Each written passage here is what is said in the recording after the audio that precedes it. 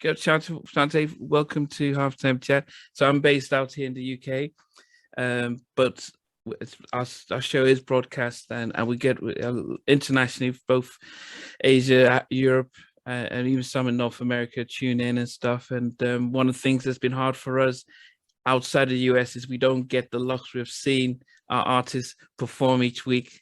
And so, so we rely on people going and sharing videos on YouTube, but the interviews have helped in a way connect us to our artists and just to get a sense of them and their journeys and things.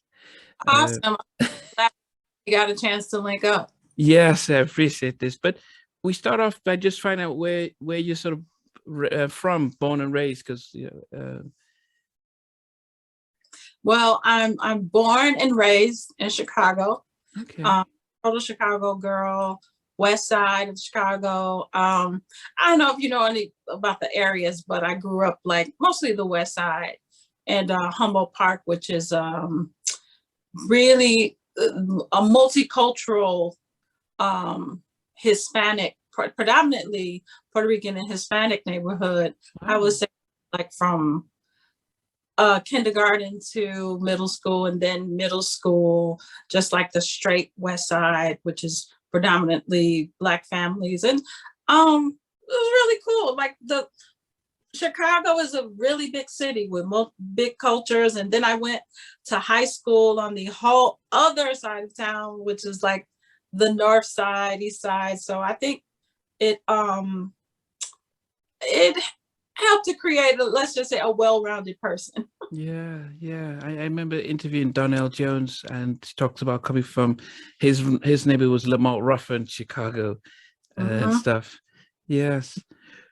Growing up, what was your sort of hobbies and interests? Not to sound cliche, but music was a big hobby always. But my parents really kept us busy. So I was into all sorts of things, but mostly singing and dancing, modern dance. And I'm also a church kid. I spent a lot of time in the church, and that's pretty much where I got like to, get my chops, singing in the choir. And by the time I was 13, I was the minister of music. So I was I was even in charge of my mom's choir by that time.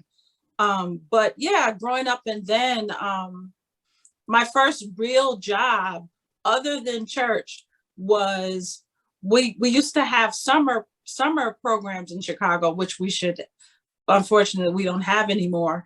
And your whole summer as teenagers is spent doing a job or whatever. But I was lucky enough to get in this musical program, and we put on plays. So like the entire summer was just about like us working and rehearsing. And so I got to act, and it was like Broadway for teenagers. So those were my hobbies, like music, acting, modern dance, all that fun stuff. And at that young age, who were the artists or singers that are out that you were looking to and thinking, wow, these are the people I really admire and sort of my idols and stars? You know what was so cool? I think when we were growing up, we had so many influences, like music and radio was so vast. Like everything wasn't so segregated, if you will. Yeah. Like on the radio, we would have on the same station, you could hear Gladys Knight and Elton John, and in Chicago, house music. You know what I'm saying? So my influences were vast. Vocally, though, I would say Anita Baker, Chaka Khan, Prince as a writer. Okay. And I just loved everything about him because he was just like the full package. And I'm also a musician because I play the keyboards, the drums a little bit, but I'm a keyboardist as well. So I listen to everybody. I mean, from house music to a little bit of punk rock at the time. Wow. David Bowie, and we had the Eurythmics, just so Annie Lennox, there was just so much stuff that influenced me because I'm a musician and I'm an artist. So like different things pique my interest, you know what I mean? Like different sound chords, and as an artist, I'm into like vocalists, like with distinct voices. So I think the beauty of when I was coming up, an artist in my generation, like Donnell Jones, all of us, we had so many like resources and influences. Yeah. But then, you mentioned people like the Eurythmics, Bowie. I'm British, so I recognize them. Yeah, I recognize them. George Michael, he crossed. Absolutely. Yeah. But it might be strange then, because as I said, I grew up here in the UK but went to college in the US, and the stations I was listening to, even if it's you don't, and I guess probably because I moved in the 90s, you didn't really get to hear those non R&B artists on the radios when I got in the 90s, or on Video Soul and stuff. So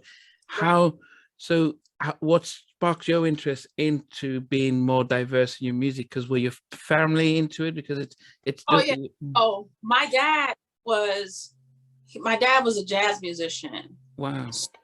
I mean, he was like a blue collar guy by day, and the jazz, he just played jazz. He also played the guitar and the keyboards. Wow. And our house on the weekends were just like, he would start like early morning, like around, I would say 10 o'clock is early for a Saturday. Just hear like jazz and blues from like 10 o'clock. He would probably go to 5 o'clock or whatever in the evening, and then we'd have church on Sundays. But when I was like a kid, before a teenager, at the time, we had a lot of different music on the radio. Like we would hear Annie Lennox, Sweet Dream. We would hear all that stuff on the radio. Actually, by the time the 90s hit, that's when it started being like, okay, this is R&B. This is, you know what I mean? But because we talk about that all the time. It's like, we would hear like Benny and the Jets on the radio. But also, I will say also, my parents had like everything. And I have 2 older brothers, so they're like 6 and 7 years older than me. So like my oldest brother was a totally rock. He listened to Led Zeppelin. Wow. He listened to, you name it, he listened to rock. And then my brother in the middle, he kind of listened to everything. So we had, I would blame that on my oldest brother, like the Eurythmics and the kind of punk stuff. Wow. But it was just like, so I had it at home. Oh, my middle brother, he was into like Bootsy Collins and all that kind of stuff.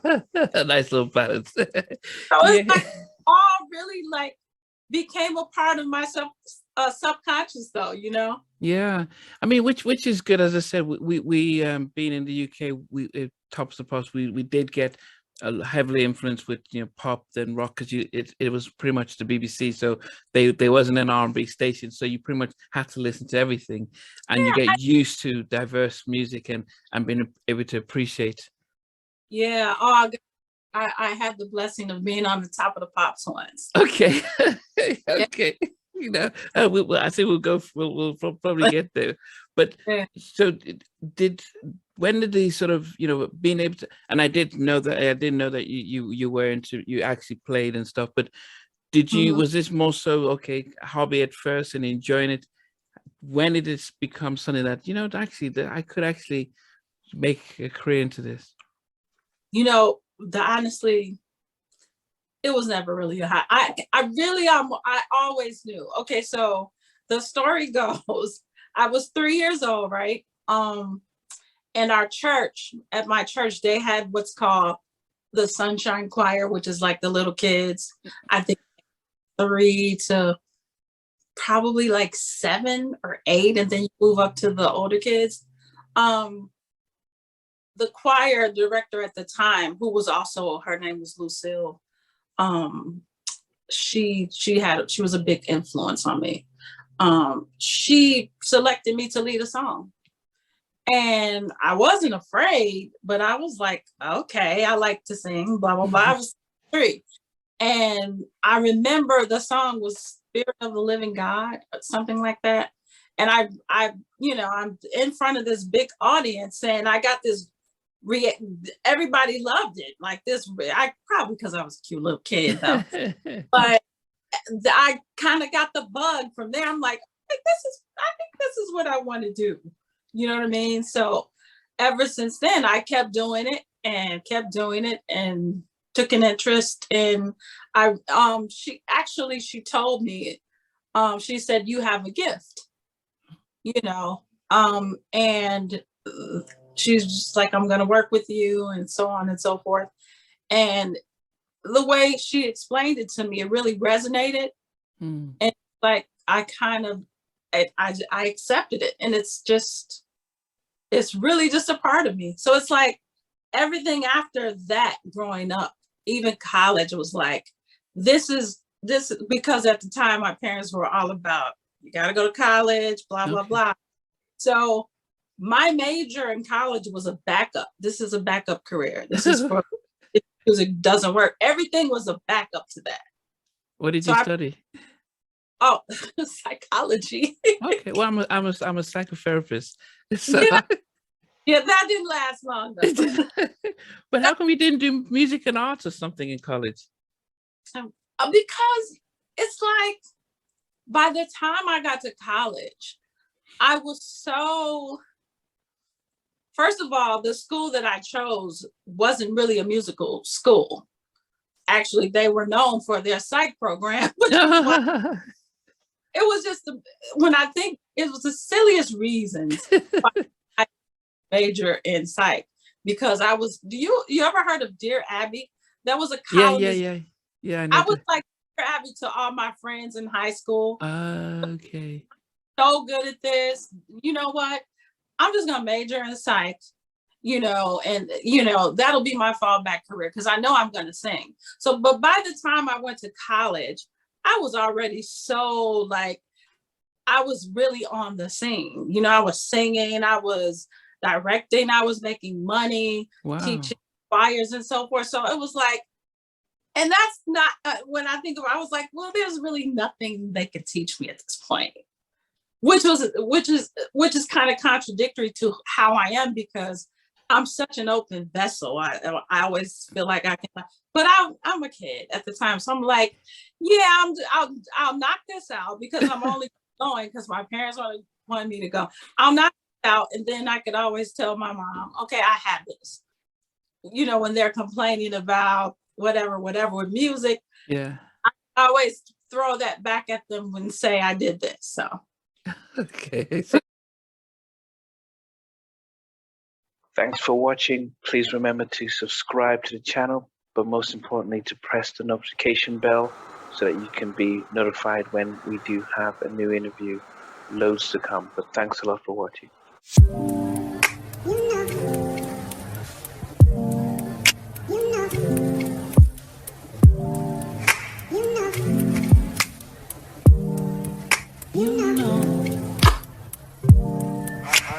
I begin to